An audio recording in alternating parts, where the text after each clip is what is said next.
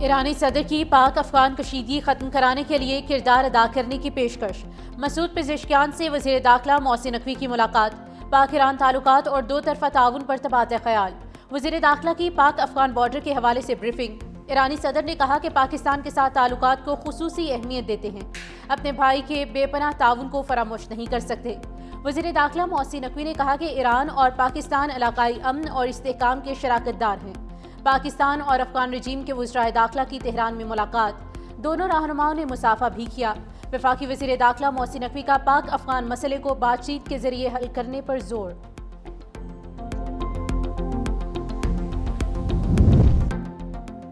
افغان طالبان نے لڑنے کی کوشش کی تو ان کا حشر دنیا دیکھے گی، ضروری ہوا تو تورا بورا جیسے مثال دہرا سکتے ہیں۔ وزیر دفاع خواجہ آصف نے افغان رجیم کو خبردار کر دیا۔ کہا طالبان رجیم اپنی جنگی معیشت کو بچانے کے لیے افغانستان کو ایک اور متنازع میں دھکیل رہی ہے۔ افغان طالبان اپنے انجام کا حساب رکھیں۔ طالبان رجیم کو ختم کرنے کے لیے پوری طاقت استعمال کرنے کی ضرورت نہیں۔ پاکستان کے عزم اور صلاحیتوں کو آزمانا افغان طالبان کے لیے بہت مہنگا ثابت ہوگا۔ اپنی سرزمین پر کسی دہشت گردانہ یا خودکش حملے کو برداشت نہیں کریں گے۔ استنبول میں پاکستان اور افغان طالبان میں مذاکرات ناکام۔ پاکستان کا دہشت گردوں اور ان کے حامیوں کے خلاف کارروائیاں جاری رکھنے کا اعلان۔ وزیر اطلاعات عطا اللہ طاہر نے کہا کہ طالبان نے شواہد کے باوجود سرحد پار دہشت گردی روکنے کی کوئی ضمانت نہیں دی۔ پاکستان نے افغان طالبان سے سرحد پار دہشت گردی پر احتجاج کیا۔ افغان طالبان نے الزام تراشی، ٹال مٹول اور ہیلے بہانوں کا سہارا لیا۔ طالبان رجیم اپنی بقا کے لیے جنگی معیشت پر انحصار کرتی ہے۔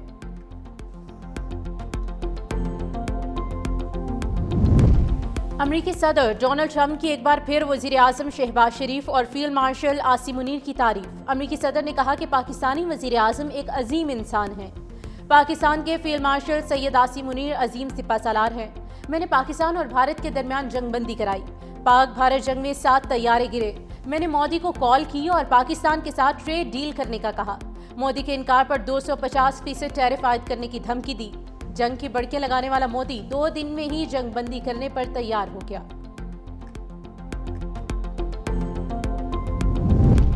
وزیر اعظم آزاد کشمیر کے خلاف تحریک عدم اعتماد کے لیے پیپلز پارٹی اور نون لیگ میں ڈیڈ لاک ختم۔ نون لیگ نے قبل از وقت انتخابات کرانے کی شرط پر عدم اعتماد میں حمایت کی یقین دہانی کرا دی۔ وزیر اعظم انوار الحق کا عدم اعتماد کی تحریک کا ڈٹ کر مقابلہ کرنے کا فیصلہ۔ مخالفین کو اپنا امیدوار سامنے لانے کا چیلنج دے دیا۔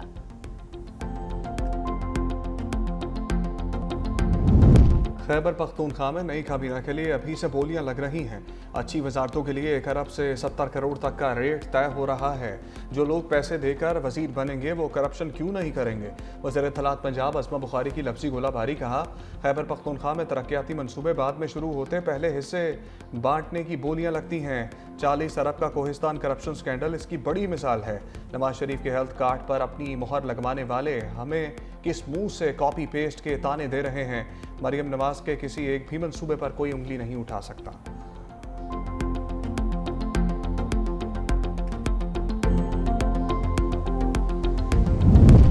کراچی میں ٹریفک قوانین پر عمل نہ کرنے والوں کی شامت۔ شہر میں فیس لیس ای چالان کا دوسرا روز۔ جدید کیمروں کی مدد سے 2 کروڑ سے زائد مالیت کے 4301 چالان کیے گئے۔ سیٹ بیلٹ نہ لگانے پر سب سے زیادہ 2290 چالان کیے گئے۔ اوور سپیڈنگ پر 845 اور ہیلمٹ نہ پہننے پر 655 شہریوں کے چالان کیے گئے۔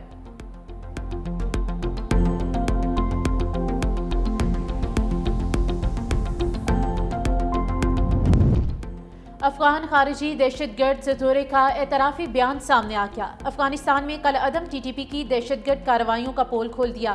ننگرہار سے تعلق رکھنے والے دہشت گرد نے بتایا کہ کل عدم ٹی ٹی پی کے کمانڈر قاری محمد نے پشاور کے ایک مدرسے میں داخلہ لینے کا حکم دیا۔ اسی کے حکم پر پاکستان کے سیکیورٹی اداروں پر حملوں اور ٹارگٹ کلنگ کی منصوبہ بندی کی۔ کمانڈر قاری محمد نے ایک عالم دین کو نشانہ بنانے کا حکم دیا۔ ٹارگٹ کلنگ کا منصوبہ بنا رہا تھا کہ گرفتار ہو گیا۔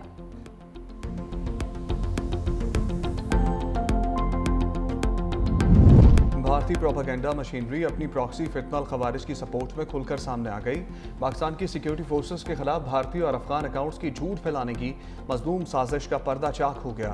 ہندوستانی پروپیگنڈا اکاؤنٹس کا پاک فوج کے کچھ جوانوں کی طالبان میں شمولیت اختیار کرنے کا جھوٹا دعویٰ۔ فتنہ الخوارج ٹی ٹی پی کے میڈیا ونگ کا حوالہ دیا گیا۔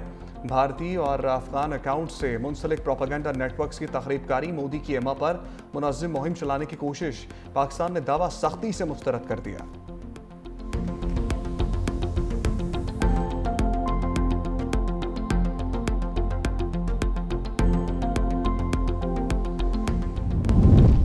پنجاب حکومت کی ہدایت پر غیر قانونی افغان باشندوں کے خلاف کارروائیاں تیز۔ راولپنڈی میں کریک ڈاؤن کے دوران افغان باشندوں کو مکان کرائے پر دینے والوں کے خلاف 20 مقدمات درج، 5 مالک مکان گرفتار، 74 غیر قانونی مقیم افغانیوں کو تحویل میں لے کر ہولڈنگ سینٹر منتقل کر دیا گیا۔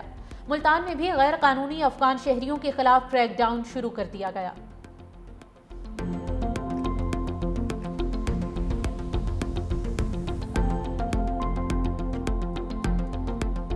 اسرائیل کی جنگ بندی معاہدے کی کھلی خلاف ورزی، رفح، خان یونس اور دیر البلا پر بارود کی برسات کر دی، 24 بچوں سمیت 100 سے زائد فلسطینی شہید۔ خون کی ہولی کھیلنے کے بعد جنگ بندی دوبارہ فعال کر دی، صدر ٹرمپ کا اسرائیلی حملوں کا دفاع، کہا غزہ میں جنگ بندی برقرار ہے۔ غزہ میں اسرائیلی فوجی مارا گیا جس کا جواب دینا اسرائیل کا حق ہے، کوئی بھی چیز جنگ بندی کو خطرے میں نہیں ڈال سکتی۔ حماس نے متعصب رویہ اختیار نہ کیا تو انہیں ختم کر دیا جائے گا۔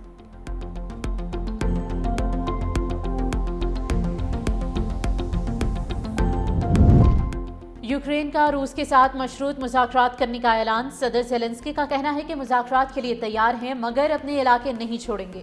امن مذاکرات کہیں بھی ہو سکتے ہیں مگر روس یا بیلاروس میں نہیں۔ یورپی اور یوکرینی حکام جمعے یا ہفتے کو ملاقات کریں گے، دونوں فریق جنگ بندی منصوبے کی تفصیلات پر غور کریں گے۔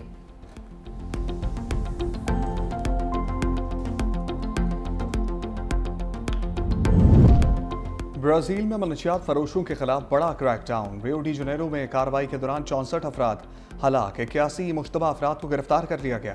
آپریشن میں ہیلی کاپٹر اور بختر بند گاڑیاں بھی استعمال کی گئیں، بڑی مقدار میں منشیات اور اسلحہ برآمد کیا گیا۔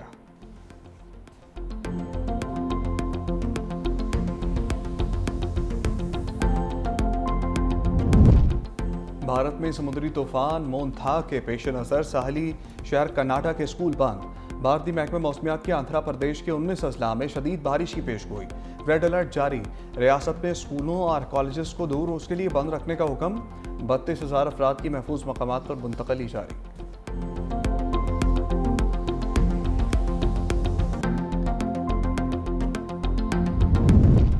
جنوبی کوریا نے امریکی صدر ڈونلڈ ٹرمپ کو ملک کے سب سے بڑے اعزاز گرینڈ آرڈر آف موگن ہوا سے نواز دیا، سونے کا تاج بھی بطور تحفہ پیش کیا۔ صدر ٹرمپ کو اعزاز جزیرہ نما کوریا میں امن کے فروغ کے لیے کردار کے اعتراف میں دیا گیا ہے۔